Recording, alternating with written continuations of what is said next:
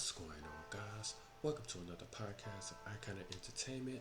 It's your boy Michael Jordan, and tonight, getting straight into some wrestling content. So, I want to give you the Money in the Bank review. So, first one I want to start off with is Roman Reigns getting pinned for the first time in within 2-3 years.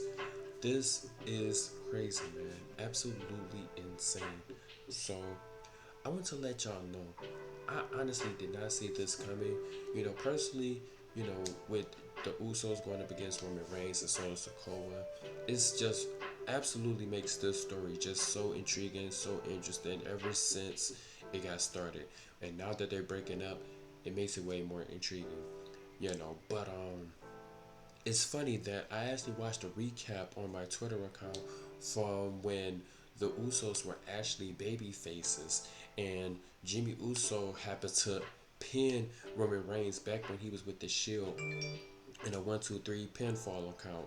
So this is just crazy, guys. It's really insane, man, for them to go ahead and actually do this all over again. It's like they literally remade history.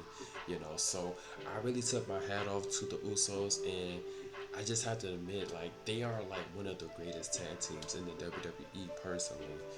So I'm really just excited to see where their careers head, in the future as far as the WWE, because that really just put them on top, But as I move on to the match card, I also wanted to get into talking about the Money in the Banks. So we now have Damian Priest as the new Money in the Bank champion, taking out Shinsuke, Logan Paul, Ricochet, all these guys, man. So honestly, I really have my money really up against Logan Paul. Well, my best up against Logan Paul, even though Logan Paul didn't win. But like in the back of my mind, I was actually thinking Damian Priest could actually win this. Due to the fact of where Judgment Day was heading and everything. And turns out I end up being right. So I'm really excited to see that Damian Priest was able to become the Money in the Bank champion. So big kudos to him for actually winning that Money in the Bank. So hopefully when the time comes, they happen to make him, a world champion, and I'm quite sure he's going to do it at the perfect time. When the moment hits, boom, he's going to cash it in. But we'll see it down the road, guys. But also we have the Women in the Bank. My girl Io Sky, which of course I always love Io Sky, because I always appreciate Dakota Kai and Io Sky back when they were on NXT, and for them to come together as a tag team in the WWE was just really, really exciting because they were able to take two underdogs and put them in a tag team to get them that recognition that they really needed. So I'm really just happy for Io Sky, and as far as her winning that title, she's gonna get it, man, and hopefully she holds on to it for a long time, just like she held on to the women's NXT title for like 2 years. So big congrats out to her, man. So she gonna keep doing the thing, of course. Um, Also, as I move on to the match card, I want to talk about the Gunther match and the Riddle match. So as I read about that article, mainly my boy Riddle wasn't able to come out and actually win this match. Of course, this is Gunther that he's up here facing up against, and Gunther was just the stronger opponent apparently. You know, um, Gunther did happen to win this match in a submission. So as Gunther ended up winning the match. Drew McIntyre happens to come out and, of course, have a little face off with the Gunther and everything. So that right there is a little bit interesting. So we could possibly see Gunther going up against Drew McIntyre. So that can be a real big hitter, for us to actually watch. Because like I said, Drew McIntyre, he's nothing to just walk over like a welcome mat for real. So I'm curious to see if Triple H happened to book this, as a rivalry match, because I'm quite sure there's a lot of fans that would want to see that. Of course, I'm one of those fans that would want to see that personally. But I guess all the time will tell when we happen to see it though. as I also go down the match card, guys, I also want to give a big congrats for Liv Morgan and Raquel Rodriguez, because I honestly did not see them actually winning the women's tag team match, but for them to go up against Shayna Baszler and Ronda Rousey, which I feel like those the most lethal women tag teams in the tag team division, and I really felt like they were going to hold on to those titles for like at least 2-3 years. But for them to come in and just snag them like that, that was just a huge win for Raquel Rodriguez and Liv Morgan, and I'm really hoping that they hold on for them for a long time.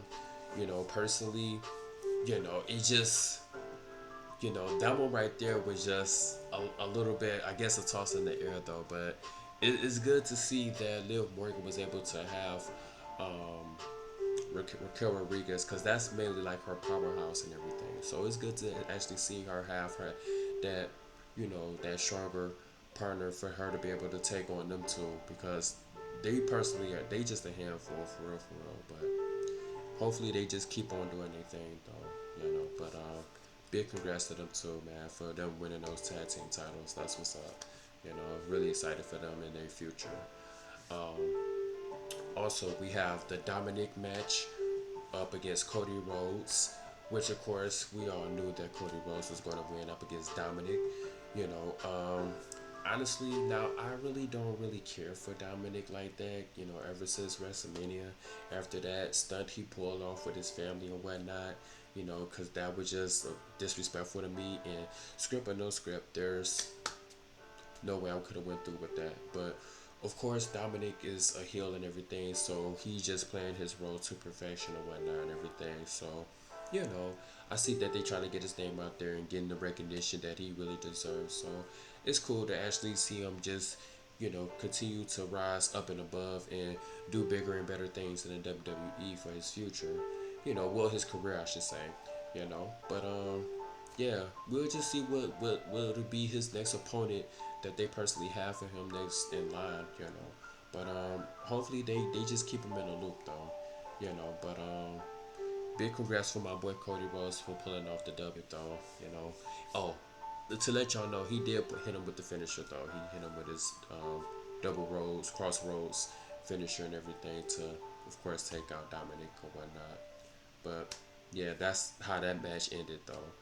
But as I move on to the match card, though, guys, the other match that happened was the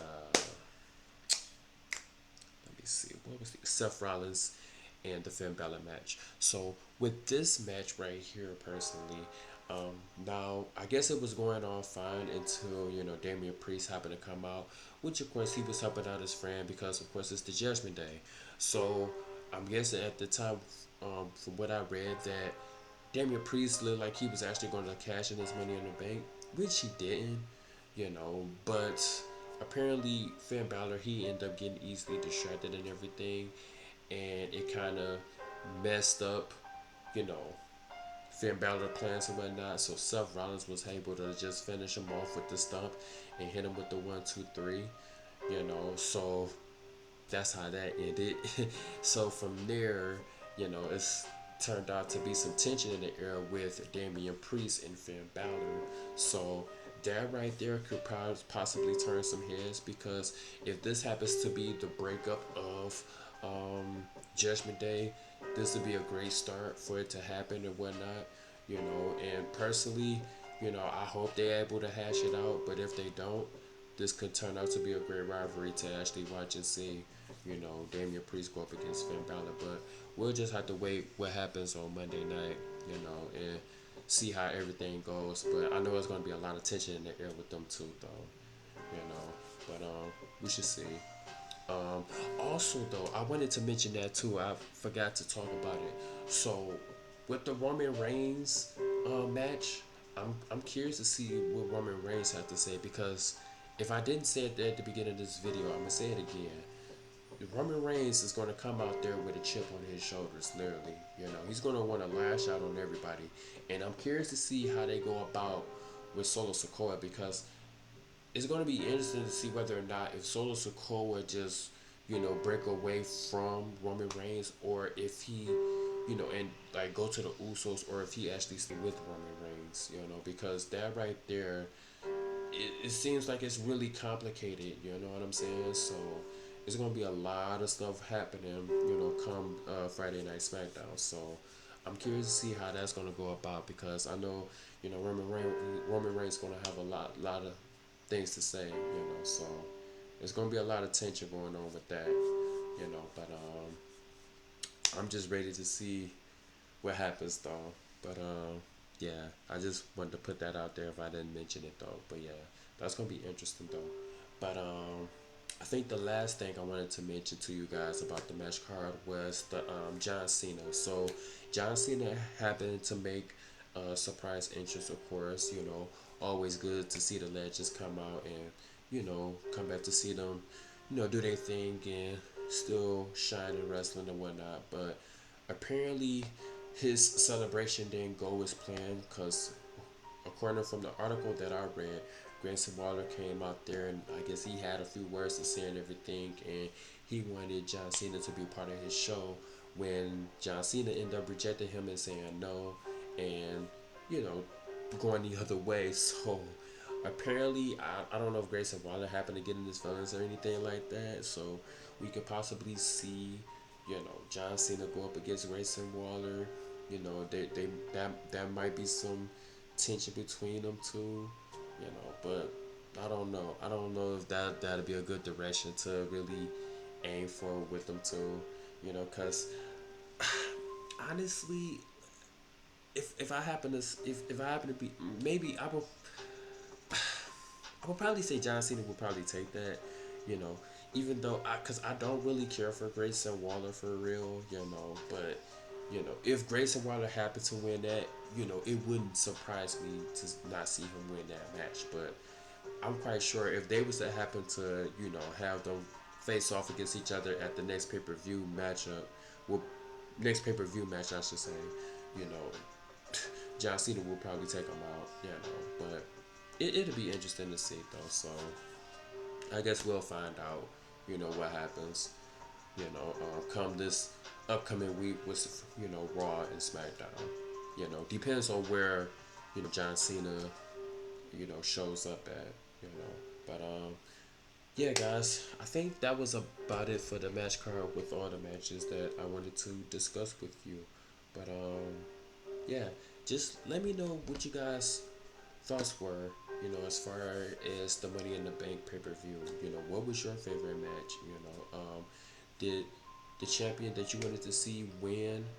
And if they didn't, who did you vote for to win the titles, or who did you vote for to win a match? Let me know in the comment section down below. Remember to like, subscribe, and share to this channel at Iconic Entertainment. You can follow me on my Facebook at Michael Jordan. You can follow me on my Instagram at Mike Jordan378. You can follow me on my TikTok and Twitter at MikeJ3. And you can also follow me on my Twitch, which I haven't uploaded any videos just yet, but I am looking forward to doing some game streaming pretty soon. So be tuning in for that as well too. But my Twitch account is MikeJ20. Again, this your boy Michael Jordan. And also, I wanted to put you guys on a little tip. So, if you happen to follow my channel, I do have some videos of the WWE events that I had went to 2 years ago with my sister and nephew.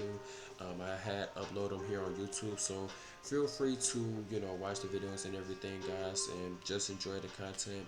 If you into wrestling content and everything, because I actually had a blast. It was so much fun. It just made me appreciate wrestling even more, when I went to that event personally, and I'm looking to go into more, So that's all I have for you guys, and stay tuned for more video, guys, and I'm out.